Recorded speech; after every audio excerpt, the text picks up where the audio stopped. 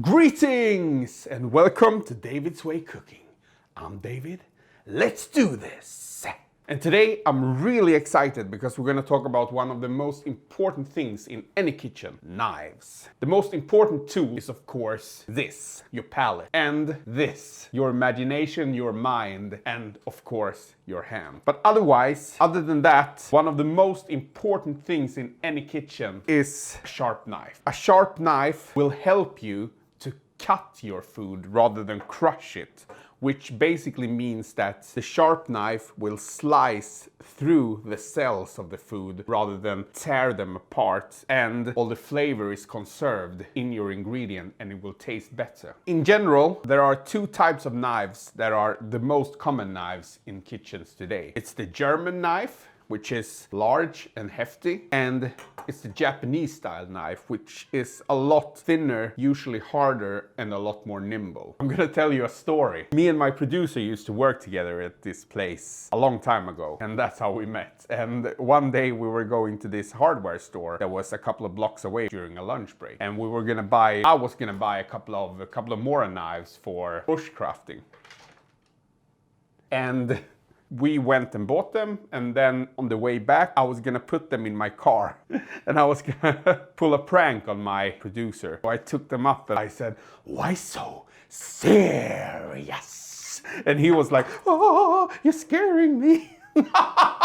A hilarious little story. In general, whatever you do, please do not buy a knife set with 20 million different knives that you're never gonna use. Plus, most likely, it's of a lower quality. But David, you have 20 million knives on the table. These knives are not from a knife set. I have put this together individually because they are made for different things. First of all, we have the paring knife. We have a couple of different types of paring knives. Doesn't really matter because you're not going to use them that much unless you do a lot of food prep at once. But a paring knife you choke up on like this, which basically means that you're holding it in your hand, have an onion, and you scrape a mushroom or whatever you want to do. But this is usually meant to be held like this. Then this is a little bit longer, so this is kind of a paring knife slash a utility knife. So you can actually use this to chop small shallots or garlic or whatever. And then here we have our boning knife. This is a relatively thick and stout blade, which is meant to be able to go through small chicken bones and things like that, cartilage and stuff. Yeah, it's a really good utility knife just for the butchering task, like deboning a chicken, because you can scrape this against the bones without being afraid of it chipping or things like that. And usually boning knives are a little bit softer just because you want them to be able to scrape against bone and go through smaller bones without it breaking. And this is a utility knife. This is about 15 centimeters, and this is great for all around smaller tasks like garlic, shallots, small onions, herbs. And this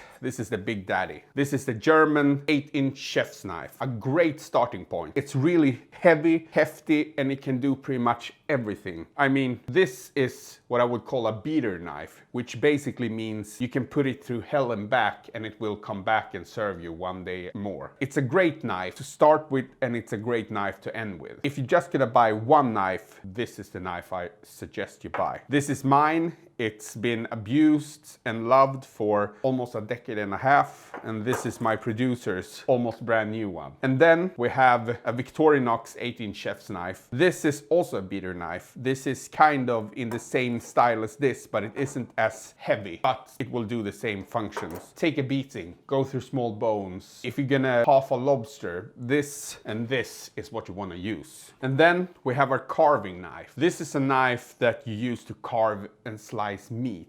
Usually you hold your chef's knife with a pinch grip. I'm gonna show that later.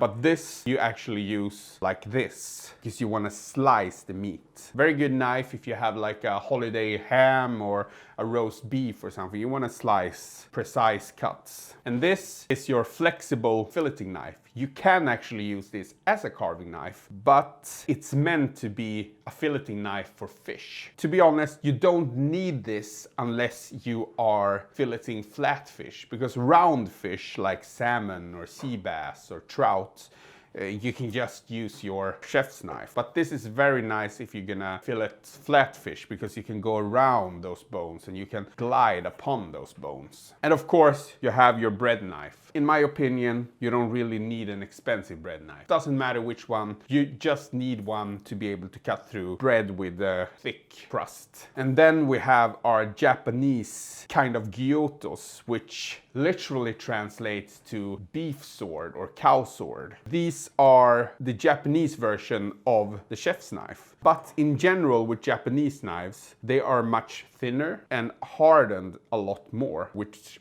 basically means they will slice through food like nothing you ever felt. But they are much more fragile as well, so you cannot use it as a beater knife. You can only do soft things like vegetables and meats and stuff, but don't scrape against bones or go through like the roots of butternut squash or Swedish turnips and stuff like that, because you might risk chipping the edge. And you don't want that, because the edges on these are relatively fragile, but they're extremely sharp. We also have different types of knives, or rather different types of steels. All these are stainless steels, which basically means that it's hard to make them rust. You can make them rust, but it's hard to make them rust. And that's because they have a high chromium content, around 14% or more, to make them stainless. However, there are also carbon steel knives. And I mean, from the earliest days of steel making up until maybe 50 years ago, pretty much all knives were made of carbon steel. And carbon steel is, in its most basic form, is just iron and around 1% carbon. That's it. Carbon makes the iron harden to a very hard, we call it Rockwell hardness. Carbon steels today are a little bit more advanced, but basically if you leave this for 10 minutes and it's wet, it's gonna start developing rust. And then there are hybrids which have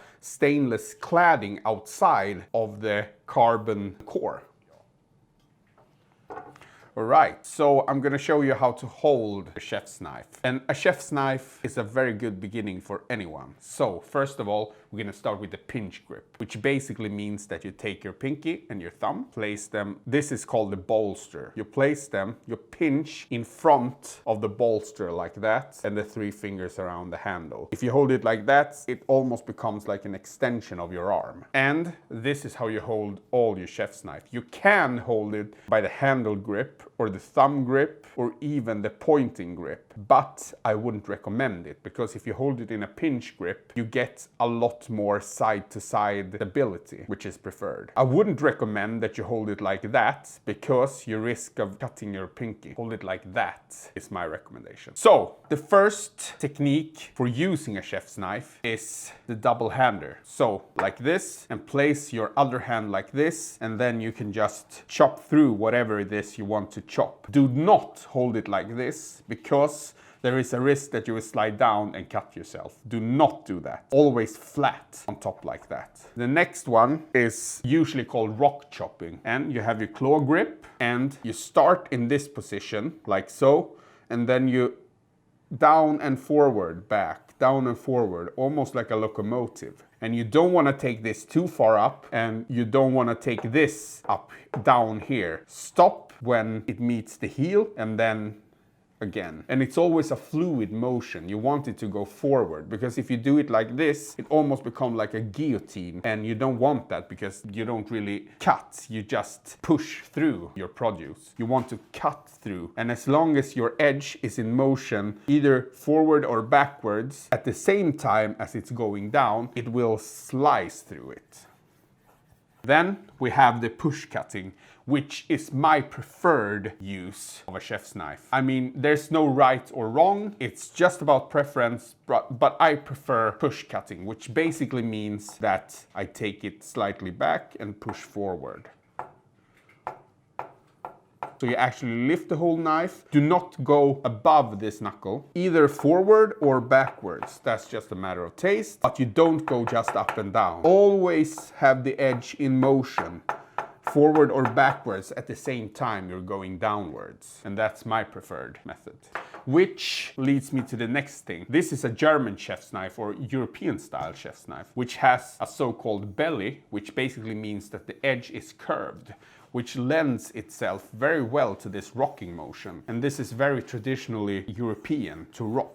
But a Japanese knife has a lot flatter profile on the edge, which is not very good for rock cutting, but lends itself much more to push cutting, because basically there are different cultures, different types of food, and traditionally Japanese people didn't rock cut, they push cut. The one is not better than the other, it's just different and meant for different things. Obviously, if you have a paring knife, you can't pinch grip it. A paring knife you choke up on like this, and you use it for peeling and scraping and things like that. And if you have a utility knife, there's not a lot of so-called knuckle clearance here, the edge to the knuckle, so you can't really pinch grip it and rock like that. So what I usually do is, I usually do the pointing grip like this. I usually don't rock chop with this, but I usually push cut with it. Same thing with anything that you're gonna slice through meats. The pointing grip is very good because it gives you very precise slicing cuts. If you're going through scrape against bone to debone chicken or things like that. And of course the same thing with a filleting knife. You're doing a flat fish, you're riding atop of those rib bones. Very good for this.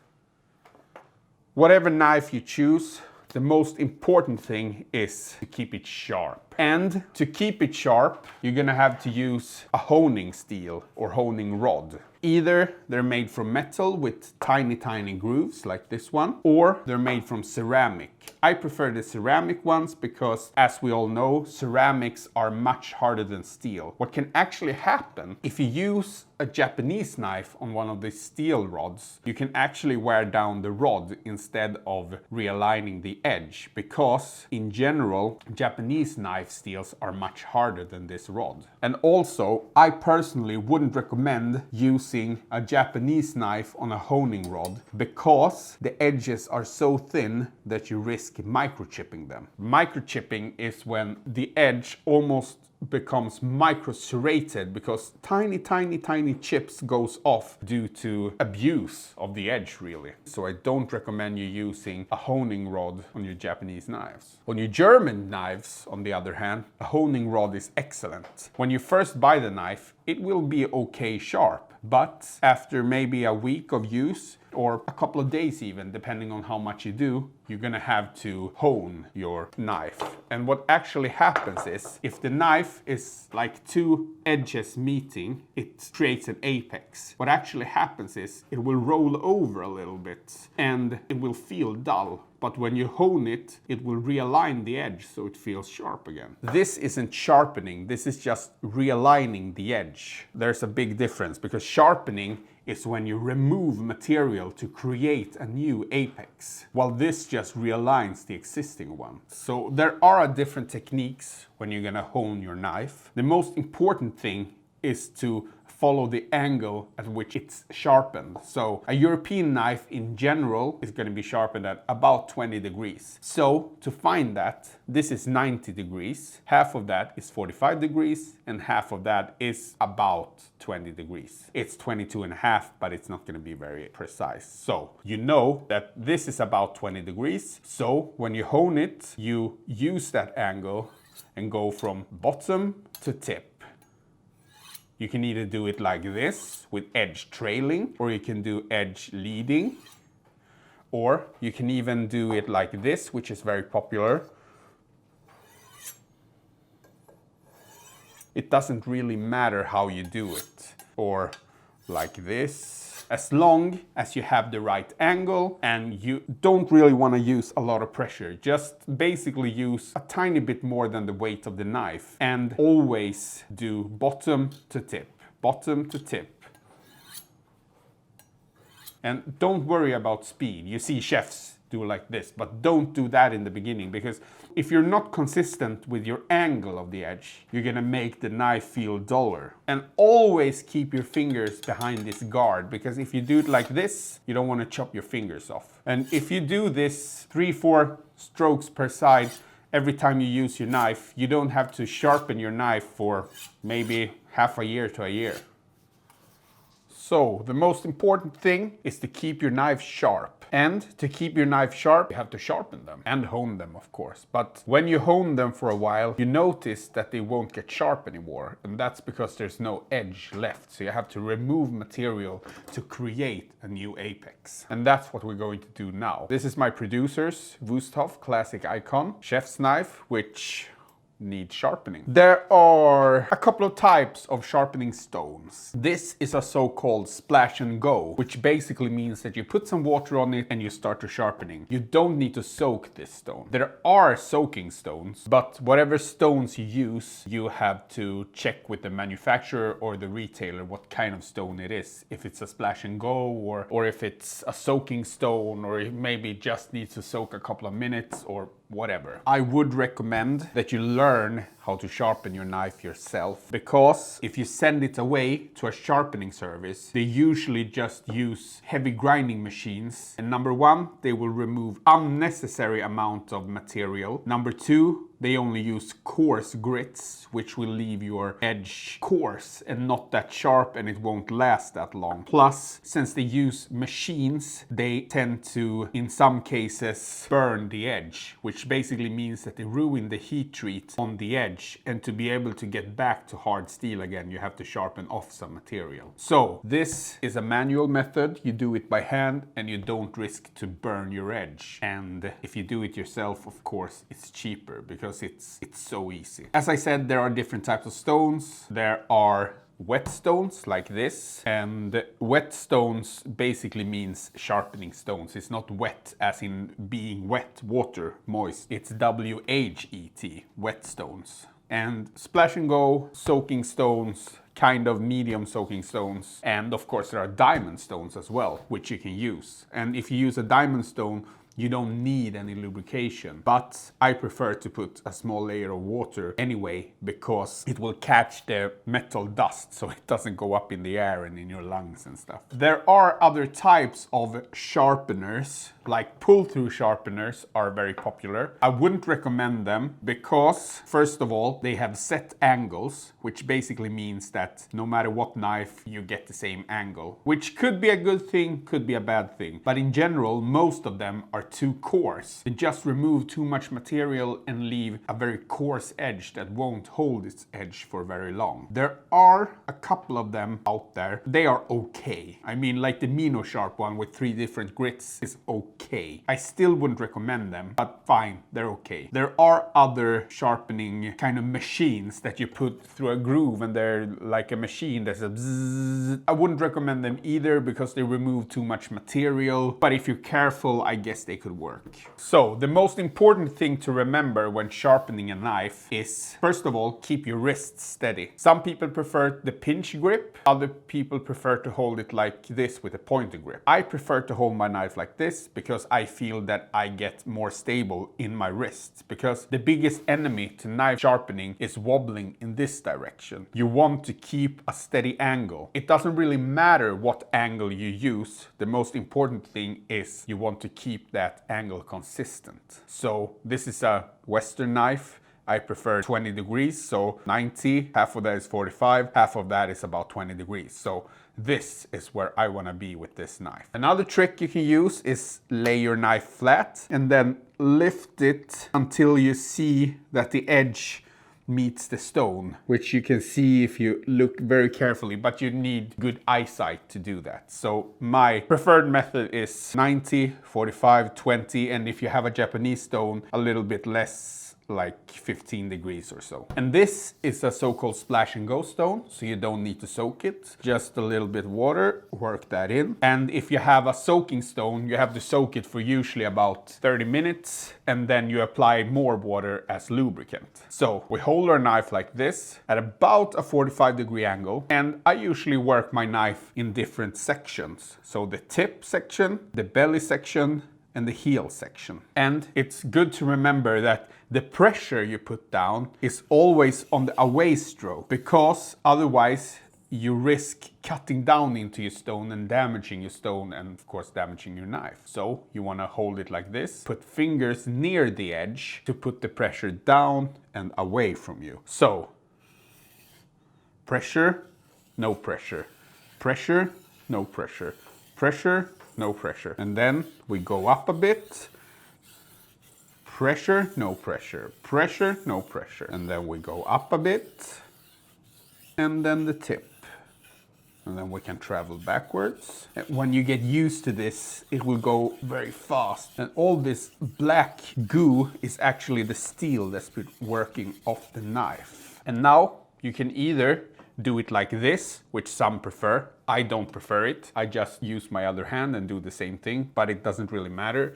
You can do it like this if you want, but then you have to do the pressure backwards because you want an edge trailing and not edge leading. So pressure, no pressure. Pressure, no pressure. Pressure, no pressure. But I prefer to just do it with my other hand because I actually feel that I get more stable that way.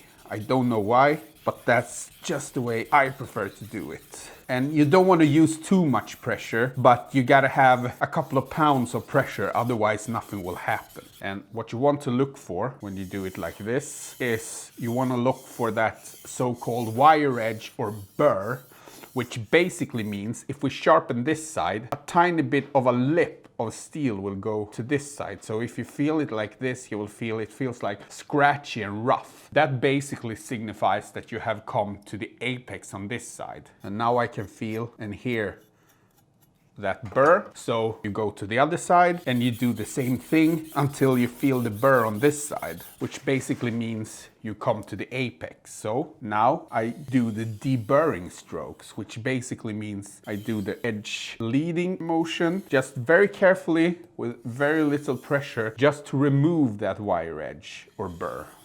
And now we should have a clean edge. And this is a 1000 grit stone, which is an excellent starting point. It's a medium stone. And for kitchen knives, especially German knives, I prefer to go up to a 3000 grit. And you don't really need anything higher than that because especially for German knives, you want a little bit of bite in the edge. So it actually grips the produce. If you take it, you can take it up to about 6000 grit is the maximum I would take it up to. Because higher than that would be excellent for shaving knives because you want as little friction as possible when you shave. But for kitchen knives, you want those micro serrations to actually grip the produce. So I usually take it up to either 3000, 4, 5, or maybe 6000. And that's about it. So let's do the same on this. And what we actually do now isn't really sharpening, we're just refining that edge that we put there with the 1000 grit stone. So we're polishing it basically. And the finer the grit of the stone you use, the less pressure you use. You don't really need that much pressure when you're just polishing the edge. And you don't need to go look for the wire edge or burr either, because that's already established with the 1000 grit stone. And the last part of any sharpening is a strop. And a strop is basically just a piece of leather that's glued onto a piece of wood or whatever. And if you don't have that, you can just take a piece of leather, put it flat on your table and strop it. This green stuff is stropping compound, which basically is a very ultra fine abrasive that helps to speed up the stropping process. The stropping actually removes the last of the micro burr or wire edge to help the knife cut much more clean. And with a strop, you either start with the tip or the bottom and you do the edge trailing motion. You don't need a lot of pressure. Pretty much the weight of the knife is good for this. And when it comes to sharpening, the most important thing to remember also is whatever you do to one side, you have to do to the other side as well. If you have a knife that is a 50-50% bevel, which basically is all European knives and most Japanese knives. And you always use the same angle as when you sharpen the knife. So about 20 degrees on this one, or you can do it like this. If you use too much pressure, the leather will give a little bit, so it will almost round the edge. So don't use much pressure, just the weight of the knife. And don't use edge leading motions because you will cut into the leather. So edge trailing motions. Then we have a little bit of magazine paper here.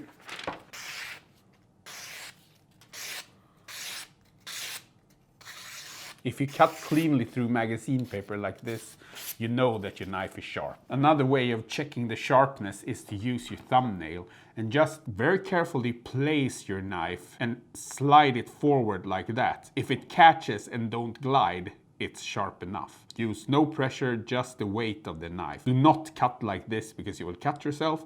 Just place it, and if it doesn't, like this, it glides on the thumbnail. That's not sharp because it's a spine, but when it catches, no pressure at all, then it's sharp. And that concludes this episode. Pretty much everything you need to know about basic knife knowledge. What type of knives, how to sharpen them, angles, steels, you name it. If you have any questions, please leave them in the comment section below. And please like and subscribe. I'll see you next time.